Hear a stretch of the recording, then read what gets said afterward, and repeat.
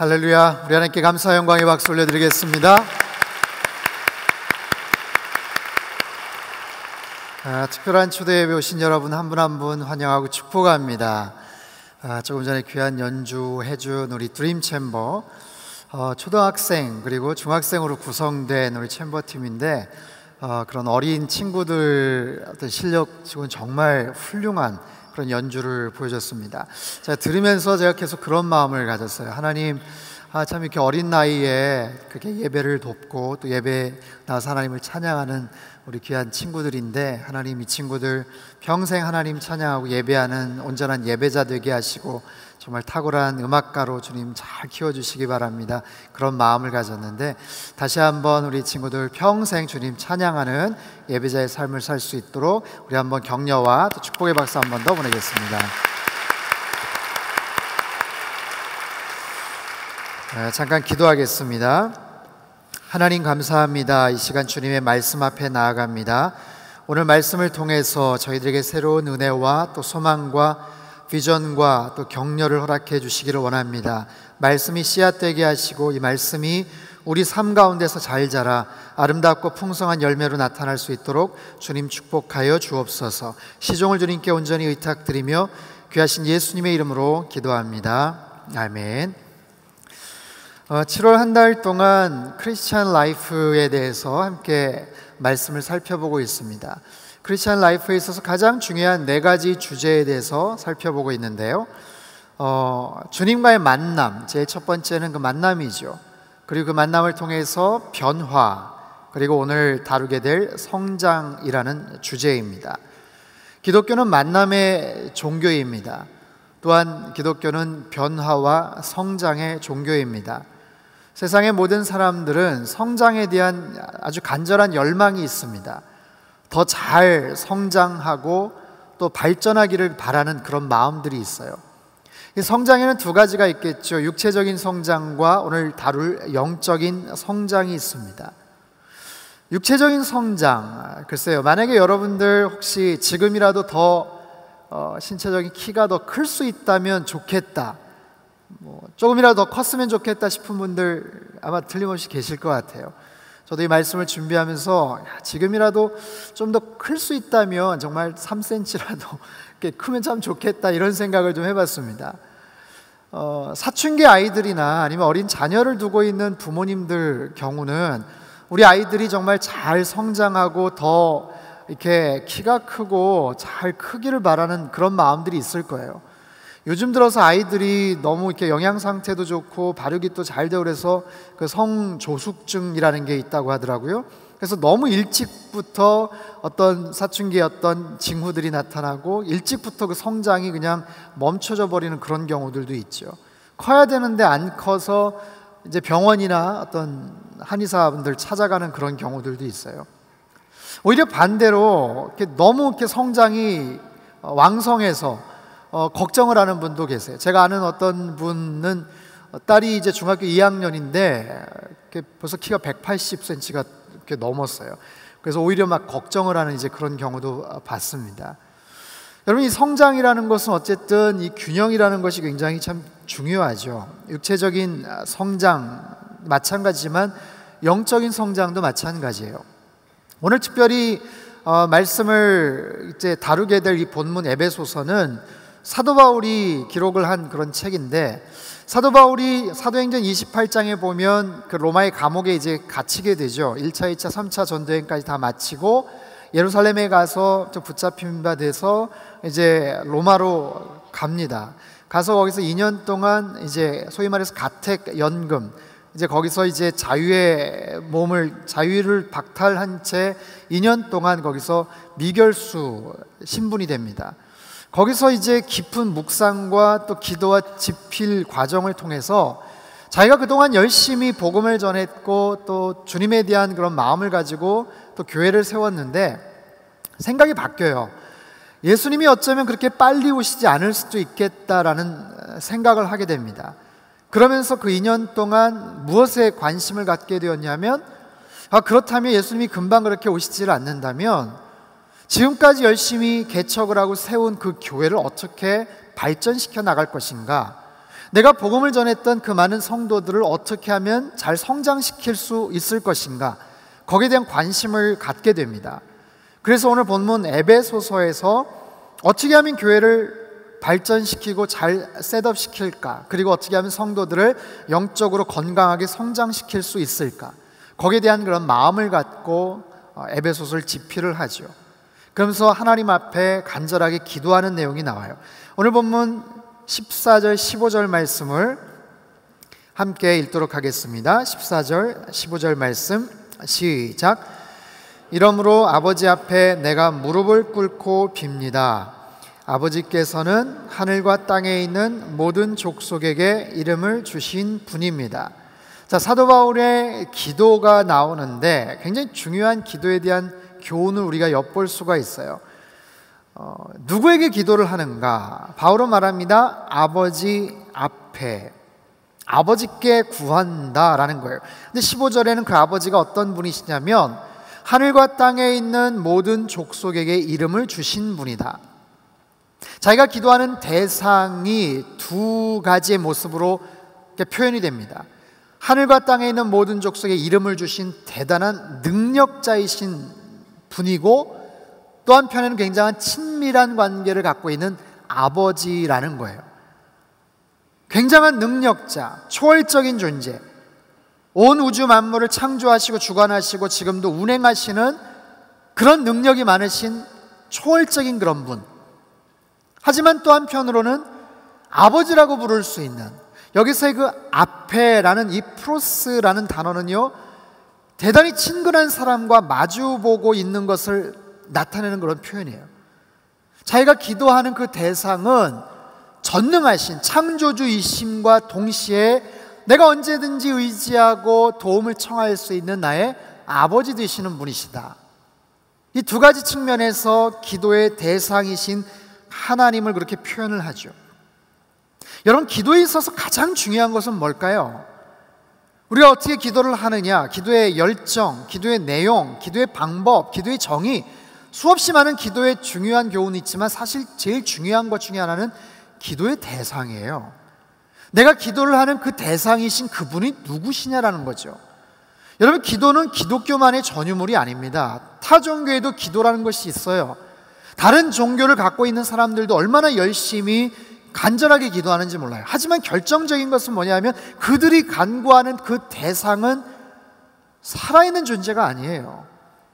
얼마나 휘황찬란하고 삐까뻔쩍하게 장식이 되어 있다고 하더라도 그들이 믿고 고백하는 신은 사실은 코가 있으나 숨을 쉬지 못하고 손발이 있지만 움직일 수 없는 하나의 죽은 신이죠. 아무리 열심히 해봐야 사실은 그 기도는 응답되지 않는 그런 공허한 그런 액션이죠. 또 한 가지 본문에서 찾아볼 수 있는 것은 기도의 방법입니다. 바울은 말합니다. 내가 무릎을 꿇고 빕니다. 무릎을 꿇었다라는 것은 뭘 의미할까요? 겸손함, 경건함, 어떤 간절함을 의미하겠죠. 여러분, 기도에 있어서 기도의 방법 중에 가장 어리석은 건 뭔지 아세요? 하나님 앞에 기도를 하는데 내 자존심을 내세우는 거예요.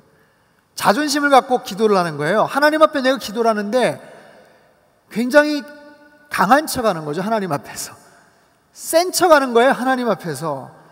그래도 자존심이 있지. 뭐 기도하지만 그래도 나도 내가 어떤 사람인데, 자존심 갖고 하나님 앞에서 있는 척, 강한 척, 여러분, 그건 굉장히 어리석은 거죠. 그 하나님 앞에서는 그저 납작 엎드려서 간절하고 겸손한 모습으로 그저 기도하는 방법이 가장 중요한 거죠. 그런 기도의 대상을 향해서 이런 방법을 가지고 바울이 뭐라고 기도를 하는가? 그 기도의 내용이 16절 이하에 소개가 돼요. 16절 말씀 우리 같이 한번 읽도록 하겠습니다. 16절 시작. 하나님께서 여러분에게 그분의 영광의 풍성을 따라 성령으로 인해 여러분의 속사람을 능력으로 강건하게 하시고, 속사람이라는 단어에다 여러분 밑줄을 그시고 잘 기억을 해 두십시오. 오늘 설교에 굉장히 중요한 하나의 주제입니다. 영적인 성장을 할 때 다양한 모습의 성장 방법이나 성장의 어떤 내용들을 소개를 할 수 있지만 오늘 본문에서 주로 다룰 주제는 이 속사람이에요. 속사람. 우리가 영적으로 성장한다라는 것, 다시 말하면 우리의 속사람이 성장한다라는 거예요. 내가 영적으로 강건해진다라는 것, 즉 우리의 속사람이 얼마나 강건해질 수 있느냐 하는 부분입니다. 여러분, 서두에 제가 말씀드렸듯이 모든 현대인들은 성장에 대해서 관심이 많아요. 건강, 강건함에 대해서 관심이 많습니다. 요즘 건강관리들을 너무너무 열심히 잘 하셔서 과거와는 달리 정말 평균 수명도 늘어나긴 했지만 너무너무 젊어 보이시고 건강해 보이세요. 60이 넘으신 분들이신데도 얼마나 젊고 원기왕성하게 활력 있게 사시는 그런 분들 참 많이 봅니다. 관리도 많이 하시죠. 외모 관리, 피부 관리, 뭐 헤어스타일, 패션, 옷, 그리고 좋은 음식, 웰빙 하면서 좋은 음식에다가 좋은 어떤 건강 보조식품들. 그래서 굉장히 그런 부분에 관심이 많고, 특별히 겉사람의 균형과 아름다움과 건강함에 대해서 상당한 신경을 씁니다.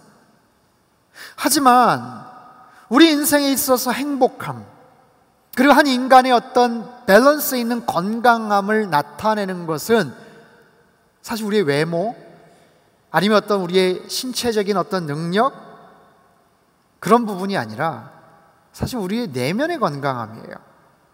우리의 내적인 건강함. 오늘 설교의 주제인 사실은 속사람의 강건함에 달려 있어요. 내 속사람이 얼마나 건강하냐, 얼마나 평온하냐, 거기에 따라서 그 사람의 행복 지수가 결정도 되고요, 그 사람이 얼마나 건강한 인생을 살아가느냐가 결정이 돼요. 내 마음속이 얼마나 평강한 상태냐, 내 마음에 어떠한 외로움이나 상처나 고독, 불안함, 두려움, 염려, 누군가를 향한 미움, 분노, 이런 것들이 만약에 가득 차 있다면 아무리 외적으로 잘 꾸미고 건강을 유지한다고 해도 그 사람이 행복하다고 말할 수가 없겠죠. 한번 묻겠습니다. 여러분의 지금 속사람은 어떤 상태신가요? 여러분의 속사람은 얼마나 건강하세요? 요즘 마음속에 평온함이 있으세요? 마음이 평안한 상태십니까? 요즘 유난히 내가 외로움을 좀 탄다, 이 땡볕에 한여름인데 참 외롭다, 이거 좀 문제가 있어요. 너무 고독하다, 왜 이렇게 쓸쓸한지 모르겠다, 10월 11월 달 가을철도 아닌데, 아니면 내 마음속에 왜 이렇게 불안함이 있는지 모르겠다, 뭐에 대한 염려, 근심, 걱정이 많다, 아니면 이렇게 급하게 화를 내거나 분노를 잘 참지를 못한다. 여러분 어떠세요? 가장 최근에 여러분 내 마음을 컨트롤하지 못하고 어떤 분노를 하거나 화를 냈던 경험 있으세요? 누군가를 향해서, 아니면 어떤 사건에 직면해서. 다시 한번 되새겨보죠. 복귀 한번 해보세요. 내가 꼭 그렇게 행동을 했었을까? 왜 꼭 그렇게 반응을 해야만 했었을까? 만약에 지금 한 번 더 기회가 주어진다면 내가 이렇게 한번 해보았을 텐데, 내가 이렇게 한번 처신하고 이렇게 기왕이면 부드럽게 말을 했을 텐데, 혹시 이런 부분들 없나요? 내 감정을, 그 순간에 내 감정을 잘 컨트롤하지 못한 그런 경우들. 얼마 전에 월드컵이 끝났죠.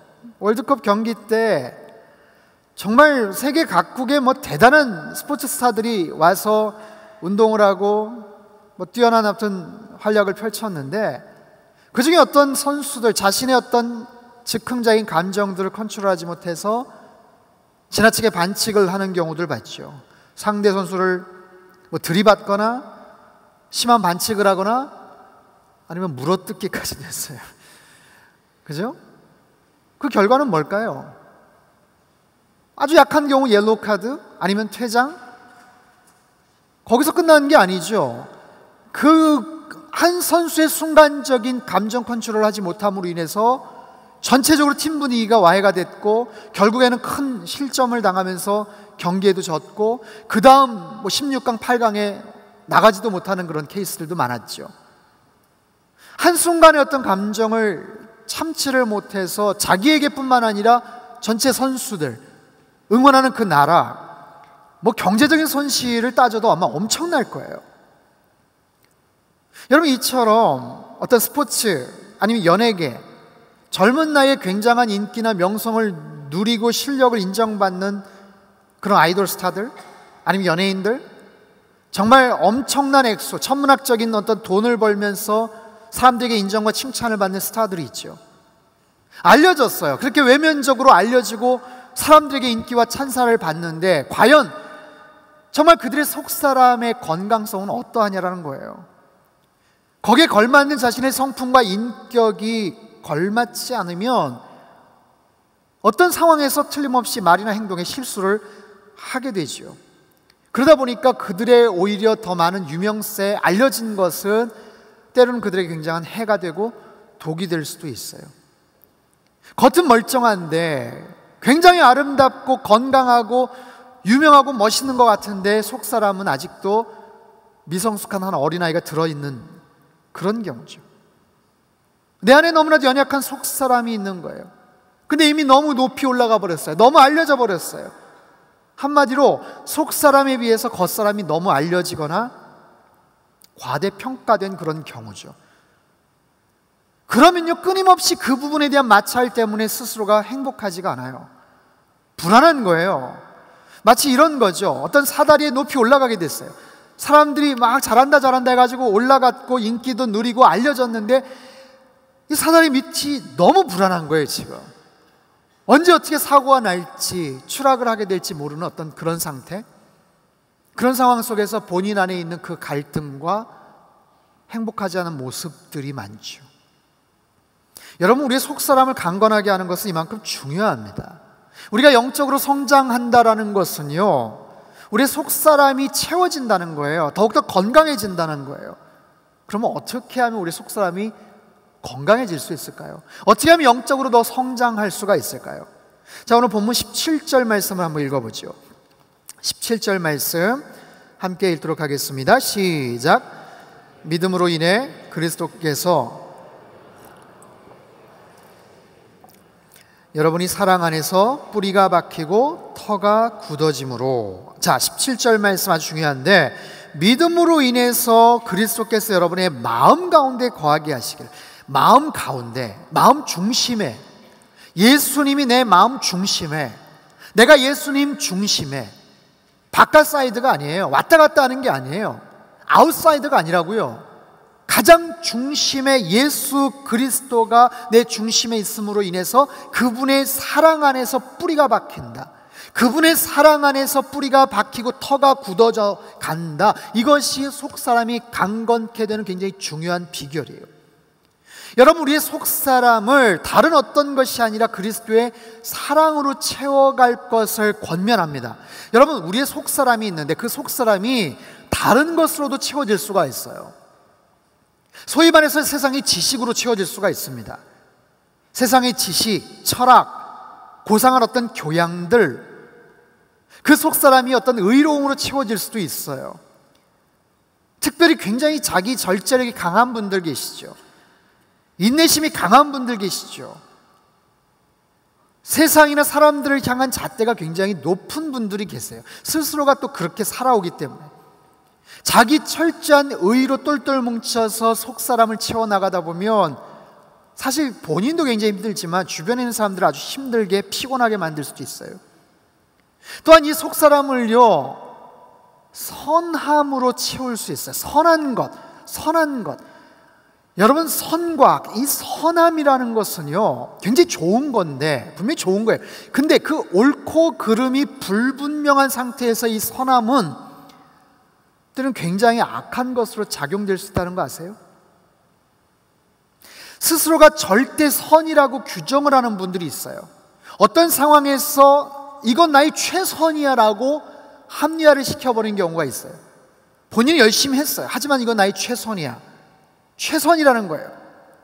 근데 보세요, 제가 그런 글을 읽었어요. 어떤 의미에서 선의 반대말은 악이 아니라 최선일 수도 있다라는 얘기예요. 무슨 말인지 이해가 되세요? 분명히 선의 반대말은 악이죠. 근데 악이 아니라 최선이 그 선의 반대말이 될 수 있다는 거예요. 최선이라는 말로 스스로를 포장하고 최선이라는 말로 스스로를 봉합해버려요. 나는 옳아, 나는 최선을 다했어 하는 자기의 오만과 고집으로 똘똘 뭉친 그러한 선함, 최선, 절대선은요, 저는 굉장히 위험할 수도 있다는 거예요. 그 외에도 우리의 속사람을 채울 수 있는 다양한 것들이 참 많습니다. 어떤 도덕이나 양심이나 세상적인 어떤 좋은 가치들, 덕목들, 그런데 거기에는 다 나름대로의 한계가 있고 오류가 있습니다. 그래서 그런 것으로 우리의 속을 막 채워나가다 보면 어느 정도까지는 만족스러운데 시간이 지나면서 균열이 생겨요. 불안정해지죠. 그리고 뭔가 부적합할 수 있어요. 거기에 대해서 사도 바울은 권면합니다. 당신들의 그 속사람을 그리스도의 사랑으로 채우십시오. 여러분 한 사람 한 사람 마음속에 속사람이 있는데 그 속사람을 그리스도의 사랑으로 채우는 것이 정답이라고 말하고 있어요. 그 사랑으로 꽉꽉 채워나가는 것, 그 사랑으로 우리의 속사람을 점점 더 성장시켜 나가는 것, 얼마만큼 성장할 수 있을까요? 속사람을 채울 수 있는 그 진료, 내용을 말했다면 그 범주를 얘기를 해요. 어느 정도까지 그 속사람이 커질 수 있는가? 자, 18절 말씀 한번 읽겠습니다. 18절 말씀 시작. 모든 성도들과 함께 능히 그리스도의 사랑의 너비와 길이와 높이와 깊이가 어떤지를 깨닫고. 와, 여러분 이 에베소서 말씀은 정말 사도 바울이 작정을 하고 쓴 내용이에요. 그리고 그동안은 열심히 복음 전하면서 현장에서 바쁘고 분주한 상태에서 썼다면 에베소서는 2년 동안 가택연금, 소위 말해서 굉장히 정적이고 충분한 시간 속에서 오랫동안 묵상과 기도를 통해서 어떻게 하면 성도들이 영적으로 성장할 수 있을까, 거기에 초점을 맞춰서 기록한 내용이기 때문에 굉장히 깊이가 있습니다. 정말 이렇게 쉽게 설명하기가 어려울 정도로 너무너무 깊이가 있는 그런 책이에요. 말하잖아요. 그리스도의 사랑의 너비가 얼마나 되는지, 길이가 얼마나 되는지, 그 사랑의 높이가 얼마나 되고 깊이가 얼마나 되는지를 너희들이 깨닫기를 바란다라는 거예요. 여러분 주님의 사랑의 그 넓이가 어느 정도 되는지 여러분 아세요? 감을 잡으실 수나 있으시겠습니까? 주님의 그 사랑의 넓이는 이 세상, 가고오는 세대의 모든 인류를 다 덮을 수 있는 충분한 그런 정도의 넓이를 갖고 계세요. 여러분 주변에 어떤 악한 사람들, 어떤 정말 그 사랑과는 정말 어떻게 보면 매치가 안 되고 말도 안 될 것 같은 그 사람들도 충분하게 덮을 수 있는 그런 정도의 넓이를 주님의 사랑은 갖고 있다는 거죠. 여러분 주님의 사랑의 그 길이가 얼마나 긴지 아세요? 인간의 그 사랑은 굉장히 한시적입니다. 사랑이 어떻게 변하니? 얘기하지만 변해요. 변합니다.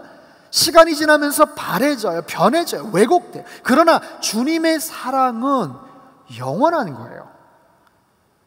시간과 어떤 장소와 환경에 제약을 받지를 않아요. 변수가 생기질 않는다고요. 그 사랑의 높이는 얼마나 높습니까? 세상에 여러분들이 생각하는 가장 고상하고 정말 기가 막힌 덕목이나 가치들을 한번 떠올려 보세요. 그 어떤 것보다 더 높은 주님의 사랑은 그 가치가 있고요, 훨씬 더 깊고 풍성한 그런 사랑의 그런 놀라운 능력을 갖고 계세요. 아니 어떻게 예수님의 그 사랑, 우리 상상을 사실 초월하는 거예요. 어떻게 당신을 못 박은 사람들을, 십자가 못 박은 사람들을 그 현장에서 용서할 수가 있겠어요? 어떻게 당신을 모른다고 부인하고 저주했던 그 제자들을 용서하고 사랑한다라고 말씀하실 수 있냐고요. 그 십자가 옆에서 방금 전까지 조롱했던 그 강도에게 네가 오늘 나와 함께 천국에 갈 것이다 라고 어떻게 그렇게 허락을 해주시냐고요. 현장에서 가늠하다 붙잡힌 여인, 세리나 창기들을 가슴에 품을 수 있는 그 주님의 그 사랑, 우리가 정말 가히 상상할 수 없는 그 어떤 상상하는 것 이상의 그 주님의 십자가의 그 사랑, 그 사랑의 깊이와 넓이와 높이와 그 길이를 깨달을 수 있겠느냐? 예, 깨달을 수 있다라는 거예요.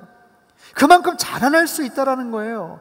우리가 자라날 수 있는 그 사랑의, 그 속사람의 그 영역은 제약이 없다라는 거예요. 제약이.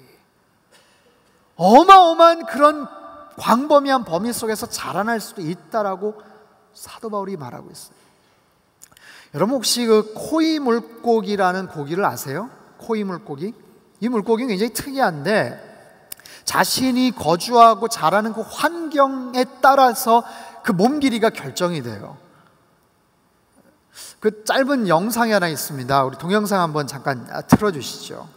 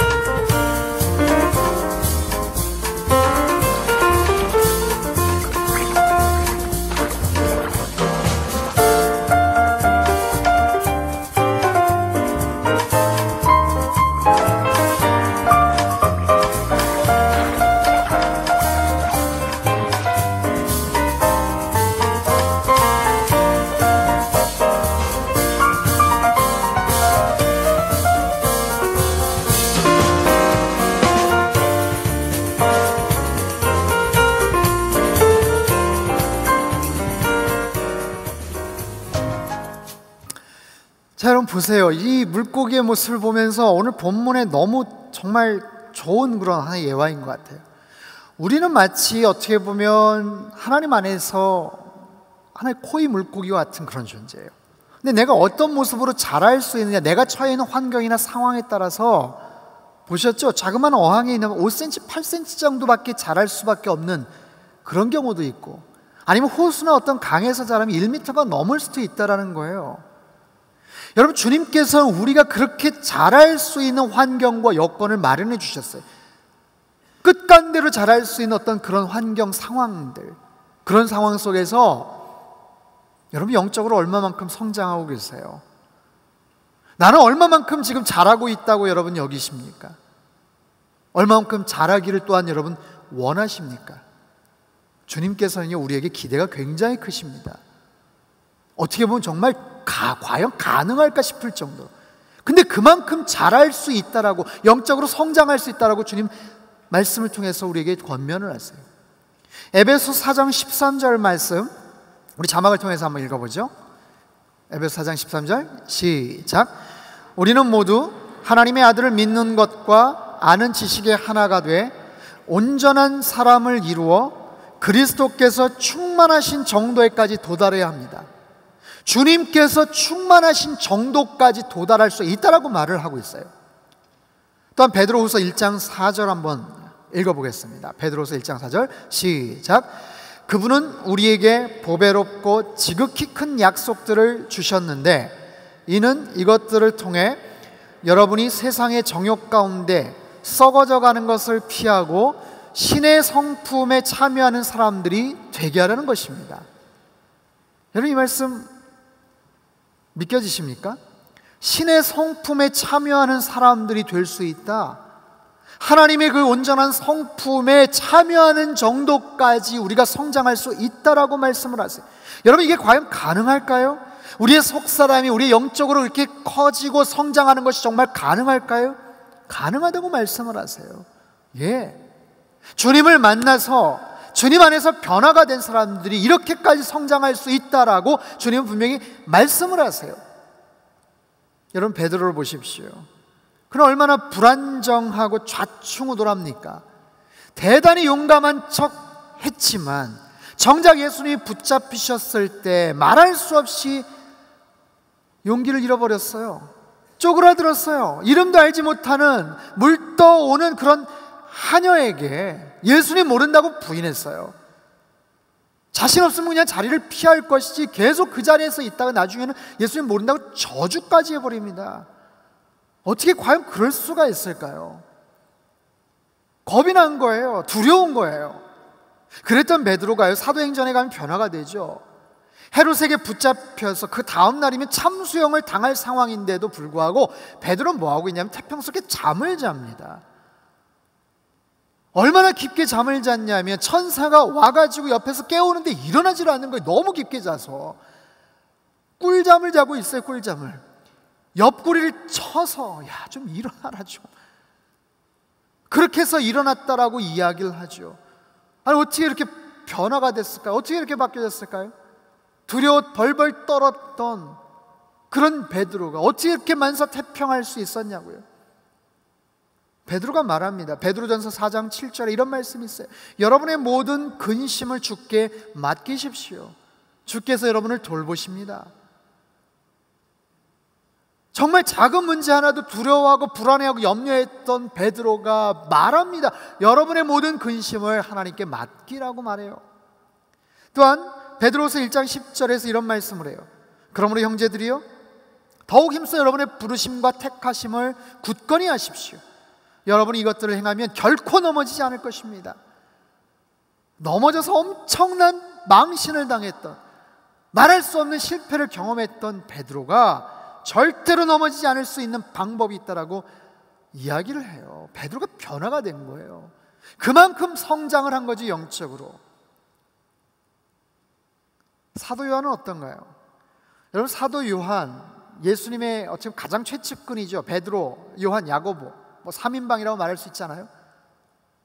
요한의 별명이 있어요. 예수님 붙여주신 별명, 우레의 아들이에요. 우레의 아들. 얼마나 성질이 급하고 얼마나 정말 화를 잘 내고 다혈질인지 우레의 아들이라고 별명을 붙였어요. 전도를 갔습니다. 아울리치를 갔어요. 전도 갔다 와가지고 얘기를 하는 거예요. 주님, 어느 마을에 가가지고 제가 복음을 전했는데 이 사람들이 말이야 복음을 거부하고 함부로 교만하게 까불고, 주님, 그냥 제가 한번 얘기해가지고 하늘에서 막 불이 떨어져서 온 마을 다 불살라버리게 할까요 말까요? 여러분, 굉장히 과격하죠. 예수님 말리셨을 거예요. 아서라, 야야 그러지 마라, 야, 아마 말리셨을 거예요. 그 정도로 다혈질고 성질이 정말 급한 사람인데 그 사도 요한이 변화가 돼요. 오랜 믿음 생활, 영적인 훈련을 통해서 그의 그 거칠고 혈기 많은 그 내면의 모습들이 점점점 다듬어지면서 우레의 아들이었던 사도 요한의 별명이 그의 말년에는 사랑의 사도로 바뀌게 됩니다. 사랑의 사도, 사랑의 사도. 그래서 사도 요한이 쓴 요한 1서에 보면 사랑이라는 단어가 얼마나 많이 표현이 되고 소개가 되는지 몰라요. 그 사도 요한에 대한 일화가 있어요. 그의 인생 말년에 에베소에서 그 제자들 또 신앙의 후배들을 가르치고 지도할 때 굉장히 노년에 그 제자들을 향해서 늘 말씀을 전하고 강단에서 설교를 하면 꼭 한 가지 말씀만 했다라는 거예요. 서로 사랑해라, 서로 사랑해라, 소자들아 서로 사랑해라. 그 다음 주 주일 설교도 가면 또 서로 사랑해라, 사랑해라, 사랑해라. 허구한 날 맨날 같은 본문, 같은 제목, 같은 내용으로 설교를 하니까 한 번은 제자들이, 선생님, 오늘은 좀 다른 주제, 다른 말씀으로 좀 이렇게 한번 좀 전해주세요. 그래? 좀 지루한가? 오늘 그럼 새로운 말씀을 전하지. 내심 기대를 하고 딱 앉아있는데 앞에 가서 또 얘기하는 거예요. 그러므로 소자들아 서로 사랑해라. 새 계명을 너희들에게 주노니 서로 사랑해라. 그의 말년에는 딱 한 가지 말씀만 계속해서 전했다라고 이야기가 전해져요. 여러분, 베드로와 요한은요, 예수님 안에서 그의 속사람이 변화가 돼요. 영적으로 성장을 한다고요. 어느새 영적 거인이 되어 있었어요. 갈릴리 해안에서 고기를 잡으며 하루 벌어 하루 먹고 살았던, 정말 보잘것없는 이력과 너무 불안정하기 짝이 없는 멘탈을 갖고 있었던 그들이 주님 안에서 변화가 되는 거예요. 그리고 숱한 믿음의 후배들에게 귀감이 되고 모델이 된 영적 거인이 되어 있었어요. 주님 닮은 사람이 되어 있었다는 거예요. 그리스도의 장성한 분량에 이르는, 여러분, 사도 바울이 이걸 알아요. 이렇게 변화될 수 있다는 것을 알아요. 미천한 사람도, 보잘것없는 타락한 사람들도 주님 안의 사람은 그렇게 변화될 수 있다는 것을 사도 바울은 아는 거예요. 불같은 성격의 소유자도, 덤벙대는 제자들도 이렇게 멋진 모습으로 변화될 수 있다는 것, 성장할 수 있다는 것 사도 바울이 알고 바울 자신도 그렇게 간절하게 소망하고 있어요. 저도 그렇게 변화되고 싶어요. 주님, 바울은요 정말 열심히 인생을 살던 사람이에요. 근데 본인이 깨달은 게 있어요. 자기의 노력만으로 불가능하더라는 거예요. 자기가 바리새인으로서 최선의 노력으로 시간과 정성을 들여서 모든 율법과 규율을 지키며 원칙적인 그런 사람이었는데 자기의 속사람이 잘 변화되지 않는다는 것을 그가 알았습니다. 그래서 안타까워하는 거예요. 여러분, 바울은요 선교사였습니다. 바울은 목회자였어요. 바나바와 최고의 팀워크를 이루면서 선교 사역을 했던 사람이에요. 근데 사도 바울이 갖고 있는 그 혈기, 그 지나친 열정 때문에 바나바와 대판 한번 싸우고 팀이 그냥 깨져버려요. 사람들에서 그냥 함부로 평가를 하고 결정을 하는 그런 부분들이 있었어요. 바울 사도가 열심히 세우고 복음을 전했던 갈라디아 지역에, 고린도 지역에 그 교회의 편지를 쓰면서 그 마음속에 있는 그 분노와 혈기를 참지 못해서 굉장히 거센 어조로, 아주 거친 어조로 막 편지를 쓰는 그런 경우들이 있었습니다. 아마도 사도 바울이 말년에 아니면 나중에 후회를 하지 않았을까 싶어요. 내 혈기를 좀 더 다듬었어야 되는데, 내가 내 스스로를 좀 더 통제했어야 되는데, 내 감정을 잘 컨트롤했어야 되는데 그게 잘 안 되는 거예요. 그게 내가 영적으로 좀 더 성숙했다면, 좀 더 영적으로 성장했다면, 내 속사람이 그리스도의 사랑으로도 충만하게 채워졌다면 얼마나 좋을까. 여러분, 오늘 본문을 통해서 사도 바울의 그 간절함이 묻어납니다. 주님, 저 그렇게 변화되고 싶어요. 저 그렇게 성장하고 싶어요. 제가 선교사고 목사고 열심히 교회들 세우고 많은 좋은 일을 했지만 무엇보다 내가 영적으로 더 많이 내가 성장하기를 바라요. 그런 간절함이 오늘 본문에 담겨져 있어요. 그 주님이 누구신지 20절 말씀 한번 읽어보죠. 본문 20절 말씀 같이 읽겠습니다. 시작. 우리 안에서 역사하시는 능력을 따라 우리가 구하고 생각하는 모든 것보다 훨씬 더 넘치도록 하실 수 있는 분에게. 자, 우리 안에서 역사하시는 능력을 따라 우리가 구하고 생각하는 것보다도 훨씬 더 많은 것으로 넘치도록 부어주실 수 있는 그 분에게 바라는 거예요. 주님, 성장하고 싶어요. 저 더 잘하고 싶어요. 제 속사람이 더 성숙해지기를 원해요. 여러분, 사도 바울이 안타까운 마음인가 동시에 주님께서 우리를 향하신 그 간절한 바람이에요. 어린아이가 자녀가 있는데 마땅히 커야 되는데 성장해야 되는데 시간이 되었고 때가 되었고 학년이 됐는데 더 자라지를 않으면 그 부모의 마음이 얼마나 안타깝겠습니까? 더 육체적으로 성장하고 더 키가 커야 되고 더 잘 균형 있게 발전하고 성장해야 되는데 크지를 않는다면 그 부모의 마음이 얼마나 안타깝겠어요? 마치 그와 비슷하죠. 일전에 제가 TV를 봤는데 장애인 부부가 같이 살았어요. 말을 하지를 못하고 듣지를 못합니다. 서로 커뮤니케이션을, 수화를 통해서 커뮤니케이션을 하는 거예요. 두 분이 서로 열심히 일을 합니다. 사랑을 해요. 결혼을 했어요. 아이가 태어났어요. 엄마가, 아빠가 장애인이에요. 그 안에서 아이가 태어났습니다.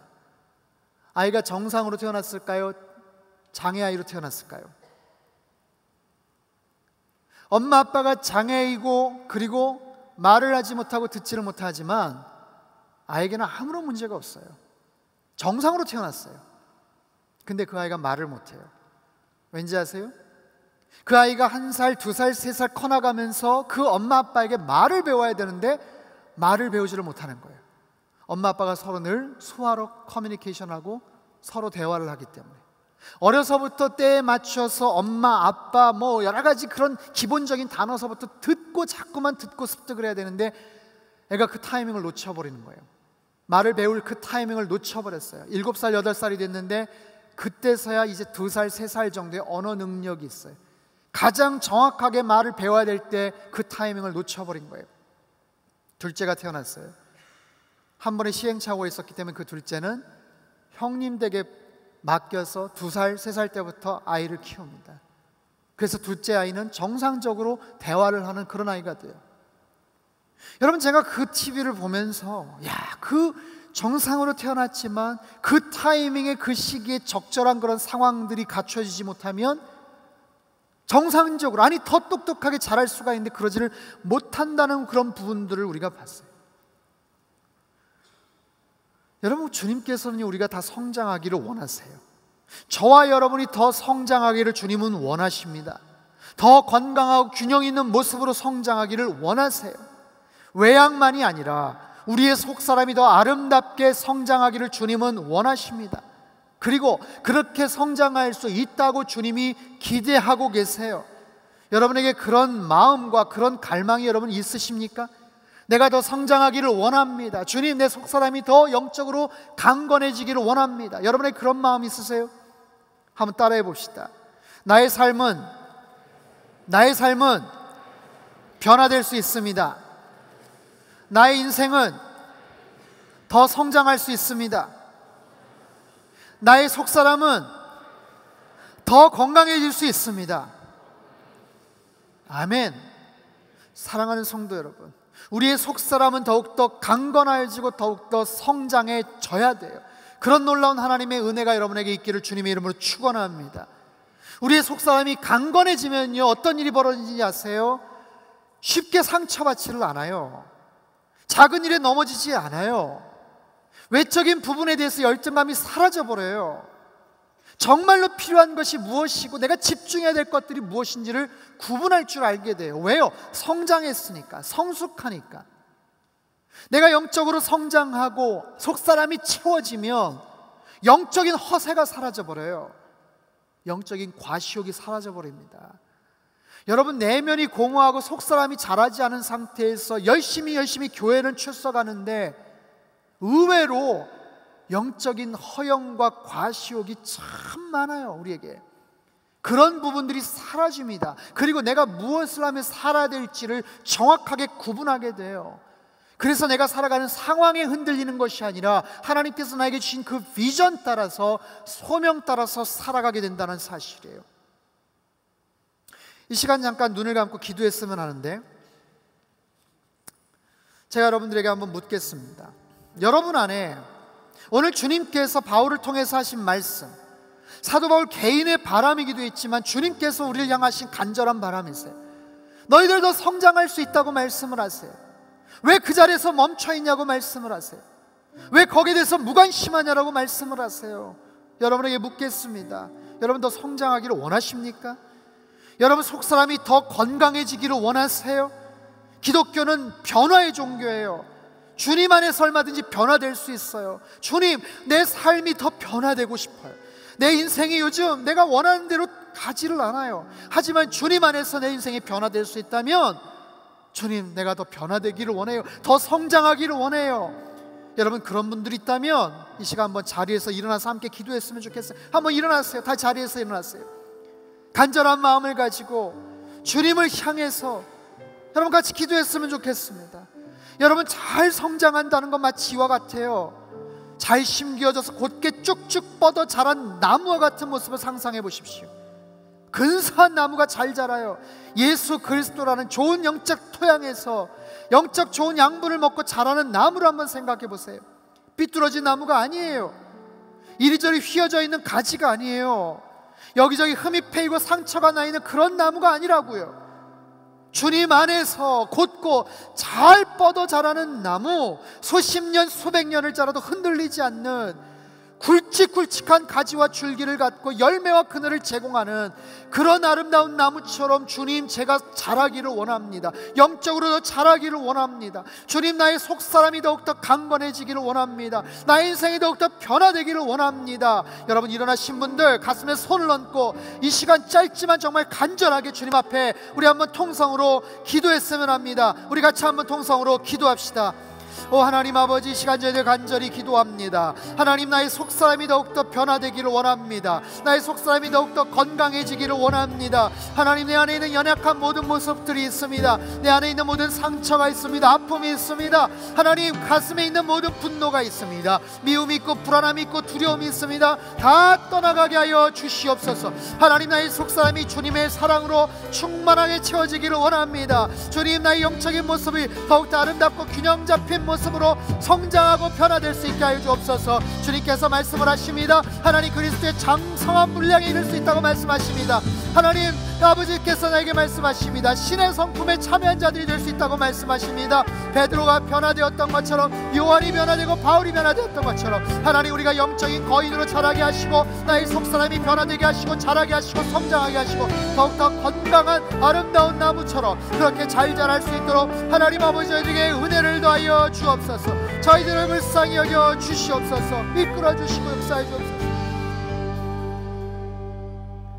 하나님 아버지, 주님 안에서 저희들이 변화가 될 줄로 믿습니다. 하나님, 우리의 삶의 모습들이 주님을 통해서 새롭게 변화될 줄로 믿습니다. 주님 안에서 더 성장하기를 원합니다.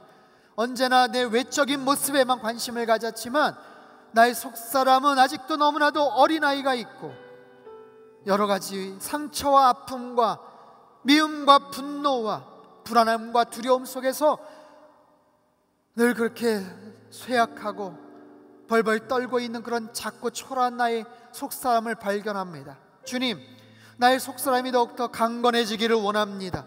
주님의 사랑으로 저희들 채워나가기를 원합니다. 그 사랑은 끝이 없다고 말씀을 하셨습니다. 그 넓이와 그 사랑의 길이와 높이와 깊이가 무엇인지 깨닫는 정도가 되게 하시고 그리스도의 장성한 분량에 이를 수 있는 영적으로 더욱더 성숙하고 성장하는 사람들 되게 하여 주시옵소서. 주님 안에서 더욱더 변화되기를 원합니다. 기독교는 만남의 종교입니다. 또한 변화의 종교입니다. 주님 안에서 튼튼하게 곧고 잘 뻗어져 나가는 그런 나무와 같이 하나님, 그렇게 잘 자라는 당신의 아들 딸들 되게 도와주시고 그렇게 주님을 닮아가는 영적인 거인들로 하나님 그렇게 세워져 나가게 도와주시옵소서. 귀하신 예수님의 이름으로 기도합나이다. 아멘. 할렐루야. 우리 하나님께 감사와 영광의 박수 드리겠습니다. 주님 안에서 더욱더 속사람이 강건해지는 은혜가 있기를 바랍니다.